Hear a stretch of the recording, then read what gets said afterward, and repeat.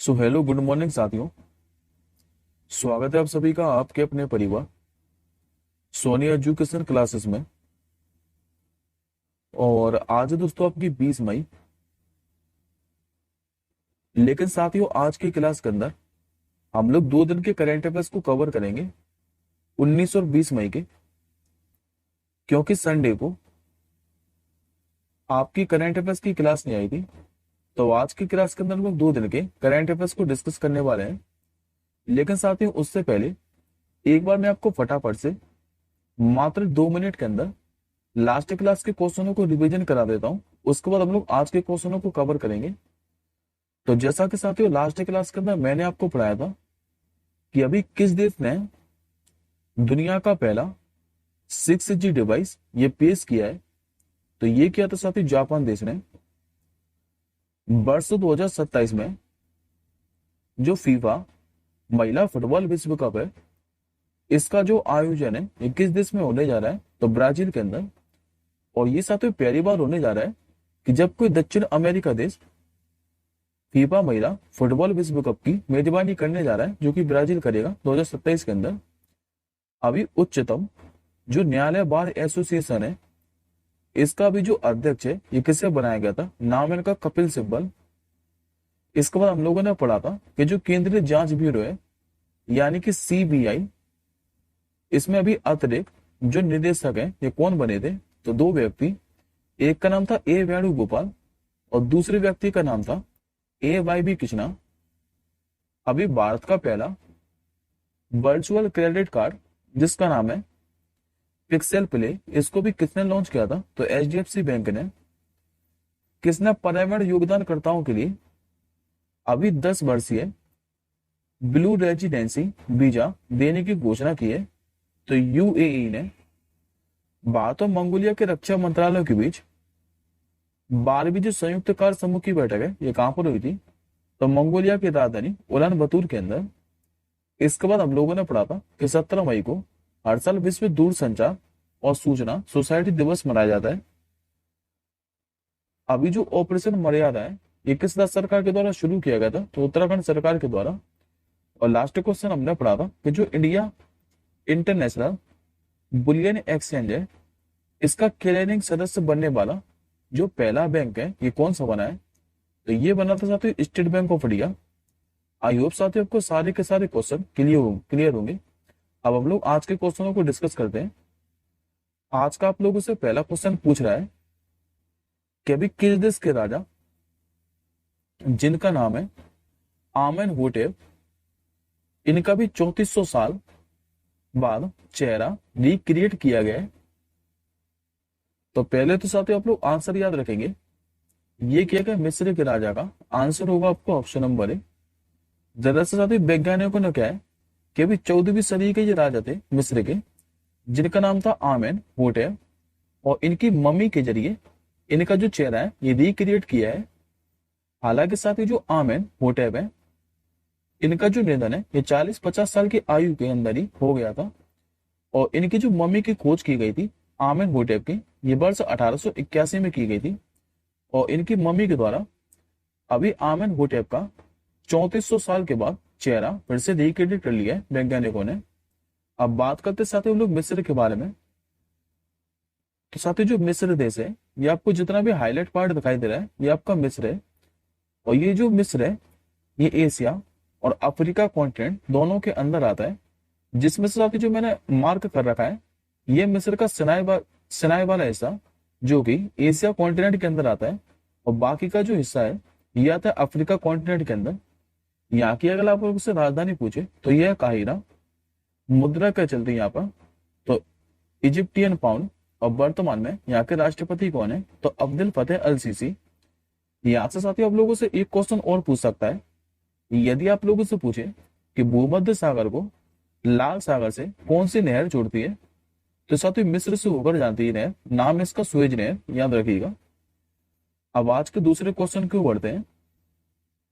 आज का आपका दूसरा क्वेश्चन है, अभी दोस्तों फोर्स के द्वारा सबसे ज्यादा कमाई करने वाले जो एथलीट हैं इनकी सूची जारी की गई थी। आपको यह बताना है कि सबसे ज्यादा कमाई करने वाले एथलीटों में शीर्ष स्थान पर कौन है? तो साथियों फेमस फुटबॉलर आप सभी जानते हैं इनके बारे में, नाम है इनका पुर्तगाल के क्रिस्टियानो रोनाल्डो। तो करेक्ट आंसर होगा आपको ऑप्शन नंबर ए। और लगातार साथियों चौथी बार जो क्रिस्टियानो रोनाल्डो है ये भी विश्व के सबसे ज्यादा एथलीट तो की सूची में कमाई करने वाले खिलाड़ियों में शीर्ष पर है। और इनके साथ ही कुल जो अनुमानित कमाई है कितनी है? तो 260 मिलियन के आसपास। अब एक बार हम लोग शीर्ष भुगतान पाने वाले 3 एथलीट को देख लेते हैं। तो पहले मैं आपको बता चुका हूं कि पहले स्थान पर है क्रिस्टियानो रोनाल्डो जो कि फेमस फुटबॉलर है पुर्तगाल के। इनकी जो कमाई का आकलन किया गया है ये 260 मिलियन के आसपास है। दूसरे स्थान पर जॉन रैम जो कि गोल्फ से संबंधित है। इनकी कमाई का आकलन किया गया है 218 मिलियन के आसपास। और तीसरे स्थान पर अर्जेंटीना के फेमस फुटबॉलर नाम है जिनका लियोनेल मेसी। इनकी जो कमाई है ये 135 मिलियन के आसपास रही है। अगला क्वेश्चन देखिए। अभी साथ जो विप्रो है इस कंपनी ने अभी अपना नया जो सीओओ है यानी कि चीफ ऑपरेटिंग ऑफिसर ये किसे नियुक्त किया है? नाम है साथियों इनका संजीव जैन। करेक्ट आंसर होगा आपको ऑप्शन नंबर बी। ये रहे साथियों आपके सामने इमेज में संजीव जैन जो कि भी विप्रो के नए चीफ ऑपरेटिंग ऑफिसर बन चुके हैं। और यदि दोस्तों आप लोगों से पूछे कि इन्होंने स्थान किसका लिया है तो इन्होंने अमित चौधरी का स्थान लिया है। वन लाइनर क्वेश्चन है, खाली याद रखिएगा। अगला क्वेश्चन देखिए। हाल ही में अंतरराष्ट्रीय अभी T20 में सबसे ज्यादा विकेट लेने वाली जो महिला क्रिकेटर है ये कौन बनी है? तो ये दोस्तों इंपॉर्टेंट क्वेश्चन है। अभी अंतरराष्ट्रीय T20 में सबसे ज्यादा जो विकेट लेने वाली महिला क्रिकेटर बन चुके हैं नाम है इनका निदा डार।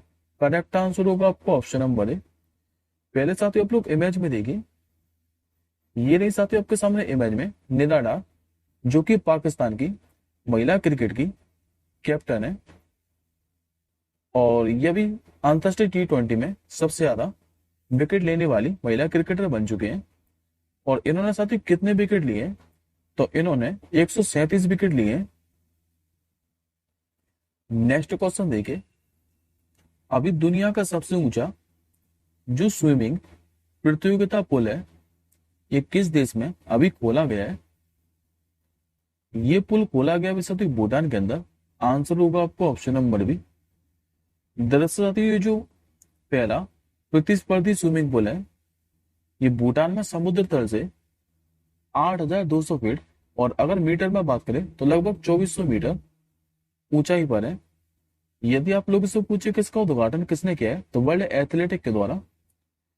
इस पुल का साथ जो निर्माण है ये पुल फॉर ऑल प्रोग्राम के पहल के तहत किया गया है। और ये जो पुल फॉर ऑल प्रोग्राम पहल है 2019 के अंदर शुरू की गई थी। अब बात करते साथ हम लोग भूटान के बारे में। तो भूटान की राजधानी क्या है? तो ये आपकी थिम्पू। मुद्रा चलती है यहाँ पर नेगल तुरम। यहाँ के राजा कौन है? तो जिग्मे खेसर नामग्याल वांगचू। जबकि भूटान के प्रधानमंत्री कौन है? नाम इनका शेरिंग टोपके। अब एडिशनल इंफॉर्मेशन में एक क्वेश्चन दोस्तों और याद रखिएगा जो कि काफी ज्यादा इंपॉर्टेंट है। अभी भूटान सभी आवारा कुत्तों की नसबंदी करने वाला दुनिया का जो है ये पहला देश बना था। तो ये क्वेश्चन याद रखिएगा। अगला क्वेश्चन देखिए। इस पर साथ स्टार मार के करिएगा। अभी थाईलैंड ओपन बैडमिंटन में जो पुरुष युगल का खिताब है ये किसने जीता है? तो इस साथ भारत की फेमस बैडमिंटन जोड़ी नाम है जिनका सात्विक साइराज, रैंकी रेड्डी और चिराग शेट्टी। करेक्ट आंसर होगा आपको ऑप्शन नंबर ए। और ये साथी जो सात्विक साइराज, रैंकी रेड्डी है और चिराग शेट्टी ये भारतीय जोड़ी का इस साल का दूसरा खिताब है। यदि आप लोगों से पूछे कि इन्होंने हराया किसको है तो इन्होंने साथी चीन की जोड़ी नाम जिनका चेन वो यांग और लियू यी को हराया फाइनल में। अगला क्वेश्चन देखिए। हाल ही में एलार्डो कप 2024 में जो निखत जरीन है इन्होंने भी कौन सा मेडल जीता है? तो ये साथी जो भारतीय मुक्केबाज है निखत जरीन इन्होंने भी एलार्डो कप 2024 में गोल्ड मेडल अपने नाम किया है? तो आंसर हो जाएगा आपको ऑप्शन नंबर ए।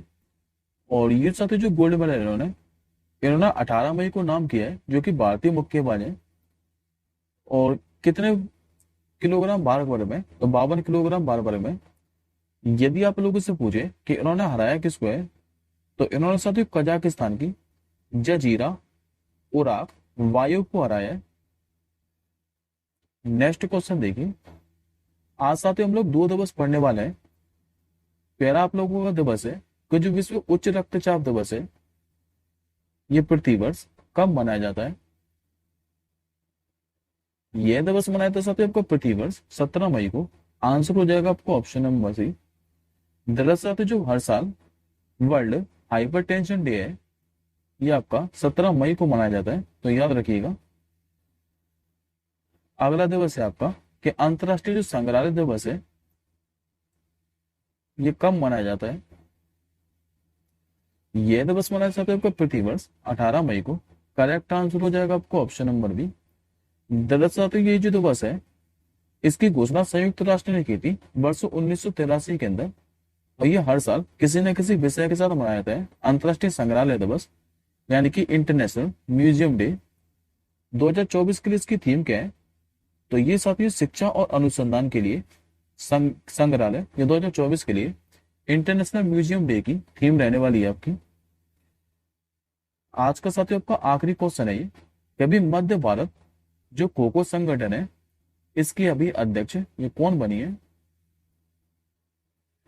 तो ये बनी है साथियों सुमित्रा महाजन। करेक्ट आंसर होगा आपको ऑप्शन नंबर। ये रही साथियों आपके सामने इमेज में सुमित्रा महाजन। और इनको साथियों निर्विरोध चुना गया है, तो इसलिए ये इंपॉर्टेंट नाम भी है। हालांकि ये जो सुमित्रा महाजन है, ये लोकसभा अध्यक्ष भी रह चुकी हैं और 8 बार ये सांसद रह चुके हैं। और इनको भी हाल ही में क्या है कि मध्य भारत जो खो खो संगठन है, इसके भी निर्विरोध अध्यक्ष चुन लिया गया है, तो नाम इंपॉर्टेंट है। इसी के साथ आप लोगों से ये और पूछ सकता है कि उपाध्यक्ष किसे चुना गया है? तो राजू चिंतामण को उपाध्यक्ष बनाया गया है मध्य भारत खो खो संगठन का। और यदि आप लोगों से पूछे कि भारतीय खो खो संघ का अभी अध्यक्ष कौन है, तो वर्तमान में साथी सुधांशु मित्तल। ये आज का साथी आपको क्वेश्चन नंबर डे है कि अभी 30वां जो सुल्तान अजलन शाह ट्रॉफी है, ये किस देश ने जीती है? और ये भी बताइएगा साथियों कि फाइनल में आ रहा है किसको है। हम जल्दी मिलेंगे आप लोगों के साथ अगली क्लास में। तब तक के लिए जय हिंद, वंदे मातरम।